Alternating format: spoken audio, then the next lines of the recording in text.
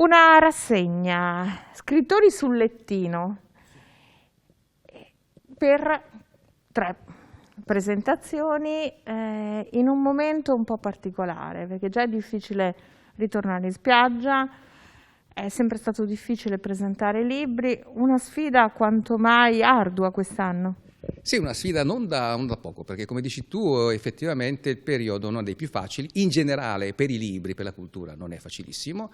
Questa è una piccola sfida che noi lanciamo, Scrittori sul lettino, è la seconda edizione, perciò abbiamo iniziato lo scorso anno ai bagni lungomare di Sottomarina e abbiamo pensato perché non portare qualche scrittore sul lettino, non per psicoanalizzarlo, ma al massimo per abbronzarlo. Ecco, questa è stata un po' la sfida così, col sorriso che abbiamo lanciato.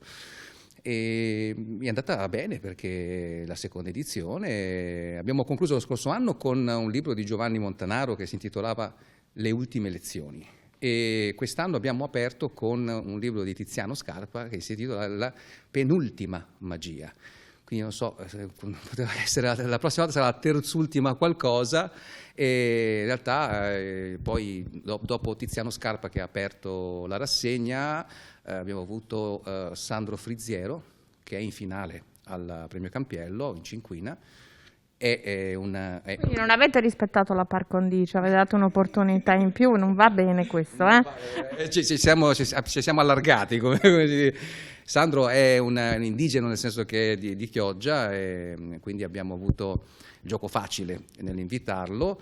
E Sommersione in Cinquina è un romanzo tosto, duro, che parla del male e quindi perché non farlo, non fare una presentazione d'estate sull'Arenile parlando di male. Non aumentare il male che già... Com'è stata questa serata, appunto, parlando di sommersione in un momento relativamente difficile?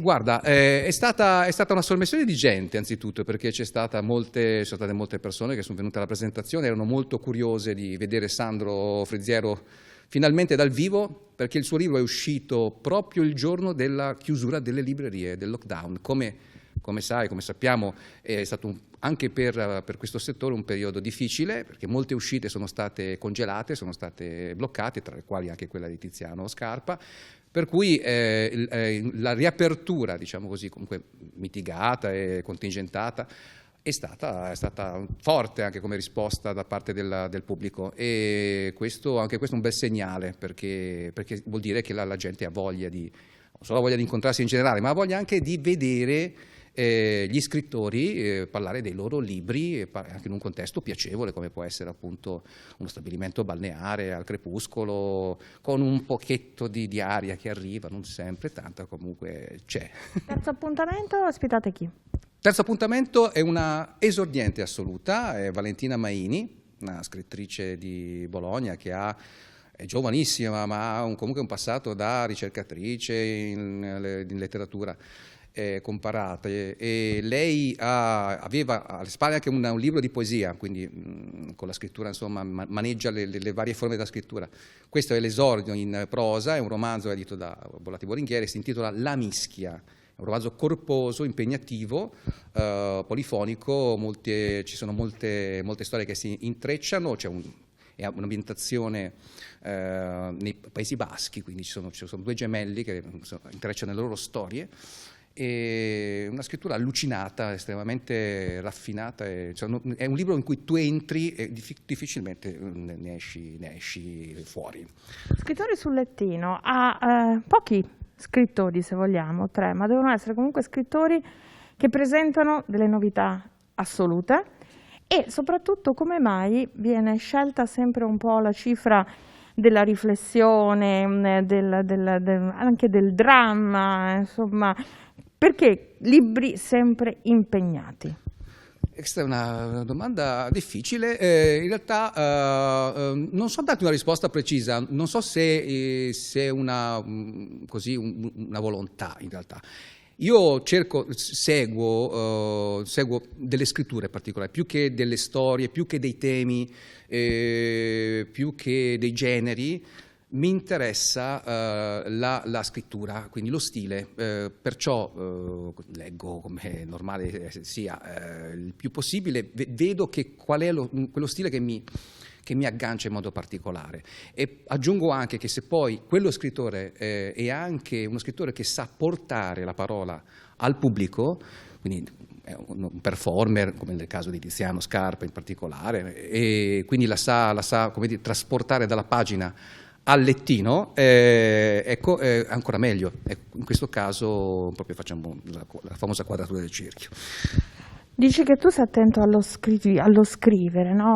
In questo momento, da anni, scrivono in molti, però non mi prendano per esagerata, ma sono pochi quelli che sanno scrivere, a mio avviso. Sanno scrivere nella maniera anche che magari le storie sono belle, però sono rese, sembra quasi che non ci sia l'editing, o che l'editing sia così, fatto un po' a casaccio.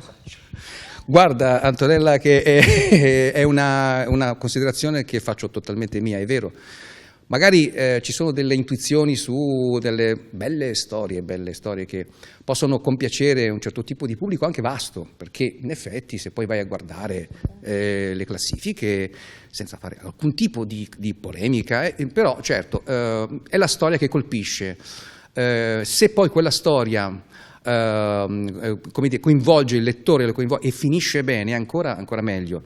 È difficile che un libro senza un finale o con un finale non propriamente positivo abbia dei risultati forti, importanti in termini numerici. Questo stiamo facendo naturalmente delle considerazioni larghe, anche un po' volgareggiando, e questo spesso a discapito dell'attenzione verso la frase, verso il senso della frase, verso così il ritmo, tutte quelle attenzioni che invece dovrebbero essere proprio l'attrezzatura base degli scrittori. A volte è fatta, come dire, in maniera cioè, ragionata, cioè, uno rinuncia, ci sono fiori di scrittori che rinunciano anche ai fuochi, non dico ai fuochi d'artificio, comunque allo stile, ma la più parte delle volte invece semplicemente perché non c'è stile, la pagina è bianca e trasparente. Ecco. Scrittori sul lettino, quindi è anche una bella sfida. Sì, perché nel nostro piccolo, come dicevi tu, noi ci limitiamo a 3 appuntamenti per ora, perché comunque l'intenzione con i bagni lungomare è quella di ampliare l'offerta, ma per il momento siamo a 3, è quella di portare non 3 scrittori, non 3 scritture banali, passami questo aggettivo, ma 3 forti scritture diverse tra loro, che però siano ben riconoscibili, quindi che abbiano una loro forza, una identificazione. E per il momento ad un pubblico quindi che non è magari specialista, quindi non parliamo di un pubblico da festival, un pubblico da incontri accademici, parliamo di lettori curiosi che hanno voglia di andare a sentire la presentazione di un libro e poi anche leggerlo, e di un libro che magari non è, molte volte non è proprio nelle parti alte delle classifiche letterarie che conosciamo. A volte sì, ma più spesso no. È un'espressione forte dire che Banali è sinonimo di bestseller. Tu mi stai provocando, ma secondo me non è un'espressione forte, perché molto spesso fai proprio l'assimilazione, fai proprio, come dire, il matching, per usare una parola italiana, verifichi che moltissimi bestseller sono operazioni di scrittura proprio fatte appositamente per avere la trasparenza dello stile, cioè tu arrivi a raccontare una grande storia che ti coinvolge, che coinvolge il lettore, anche colto, e quindi non solo impreparato, però poi vai a smontare il meccanismo, come dire, narrativo, vedi che non c'è quasi niente, magari c'è una frasetta, cioè quasi paritetica, paratattica, scusami, quindi c'hai proprio un'impalcatura molto esile, molto spesso. Di cerchio tracciò nell'aria una specie di orizzonte.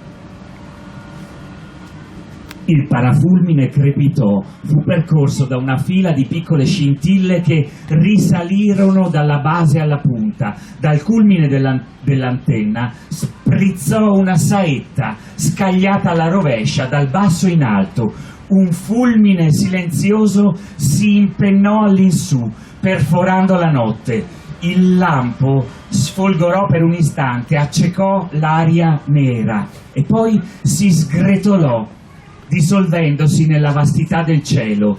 Ricadde come una nebbiolina tenue, luminosa, punteggiata di lucciole che cosparsero tutta la città, facendola pullulare di briciole splendenti. Sfavillarono per un po', come la brace, prima di spegnersi e svanire. Anche se le vertigini la terrorizzavano, Fata Renata si sforzò di tenere gli occhi aperti per controllare che ogni cosa fosse come doveva essere. Guardò la città di Solinga ai suoi piedi. Tutto era rimasto com'era. Tiziano Scarpa, l'ultimo romanzo che hai pubblicato si intitola La penultima magia. Perché ci si aspetta una ultima magia o c'è un'altra ragione? La penultima magia è la storia di una signora anziana che all'inizio pensa di essere una fata e per sopportare un grave dolore che ha avuto, e poi si risveglia alla realtà e rinuncia ai suoi poteri magici. Ecco perché c'è una penultima magia. Ulteriori magie ci sono perché la realtà è magica anche senza poteri da fata. E tu sei uno scrittore che ama portare le parole sul palco o comunque in occasioni conviviali, insomma, ti piace portare fuori dalla pagina la parola. Come hai trovato questo momento di impasse con l'emergenza sanitaria? Insomma, adesso se ne è usciti secondo te? In questo momento, dopo alcuni mesi senza spettacoli, senza letture sceniche, si sta ricominciando a fare un po' di spettacolo in maniera più intima. Io ne ho fatti alcuni anche per 3 spettatori alla volta. Comunque la penultima magia non credo che diventerà uno spettacolo, sarà un libro da leggere con gli occhi da soli intimamente, è un romanzo, la penultima magia, da leggere con gli occhi più che altro. Grazie Tiziano, grazie Andrea. Oltre che leggere si può ascoltare la penultima magia perché è anche un audiolibro pubblicato da Il Narratore che è casa editrice di audiolibri, viene letto dalla grande attrice Rita Savagnone, quindi potete ascoltarla oltre che scorrerla con gli occhi. Rita Savagnone per Il Narratore, la casa editrice, è stata bravissima a dare voce a Fata Renata, nonna Renata e a tutti i personaggi. Thank you, sir. Very kind of you.